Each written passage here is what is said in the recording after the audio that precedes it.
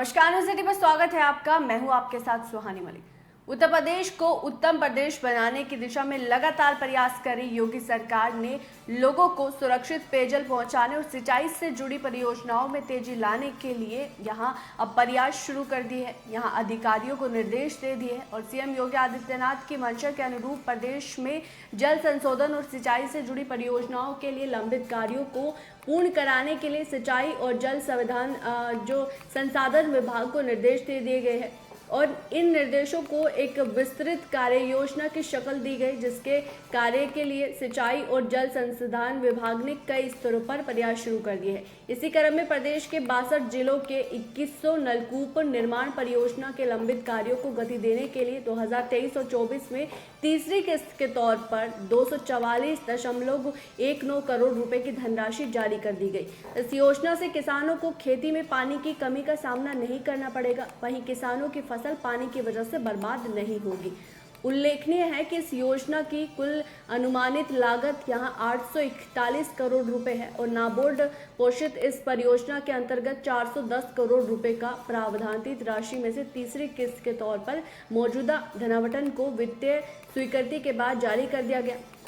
इसके अतिरिक्त बांदा, सुल्तानपुर, जौनपुर, मेरठ, भदोही सहित प्रदेश के कई क्षेत्रों में नलकूप के आधुनिकीकरण के लिए भी यहां लगभग 7.5 करोड़ रुपए खर्च कर मरम्मत कार्यों में तेजी लाने की प्रक्रिया को भी जो कार्रवाई है वो शुरू कर दी गई है। उत्तर प्रदेश शासन के द्वारा जारी किए गए निर्देश में सिंचाई और जल संसाधन विभाग के प्रमुख अभियंता और विभाग अध्यक्षों को कार्य की पूरी की जिम्मेदारी सौंपी गई है और इस बात को सुनिश्चित कराने के लिए भी कहा गया है कि परियोजना के तहत जारी की गई धनराशि का इस्तेमाल किसी अन्य मद में न हो। वो ये भी सुनिश्चित करेंगे कि सभी नलकूपों का निर्माण और मरम्मत कार्य गुणवत्तापूर्ण और स्थापित मानकों के अनुरूप ही हो। साथ ही वो इस बात को भी सुनिश्चित करेंगे कि निर्धारित कार्यों की पूर्ति के लिए खर्च की जाने वाली धनराशि उत्तर प्रदेश शासन की रूल बुक के अनुसार हो। प्रदेश में दक्षिण परिक्षेत्र के अंतर्गत आने वाले तमाम जिलों में 100 से अधिक राजकीय नलकूपों के जल वितरण प्रणाली के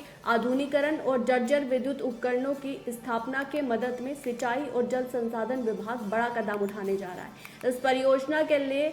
2.99 करोड़ रुपए की धनराशि जारी की गई है, जिसमें पहली किस्त के तौर पर 1.49 करोड़ रुपए की धनराशि जारी कर दी गई थी और इस परियोजना के तहत लंबित कार्यों की पूर्ति में मदद मिलेगी। विधानसभा क्षेत्र में 22 मेरठ के नलकूप खंड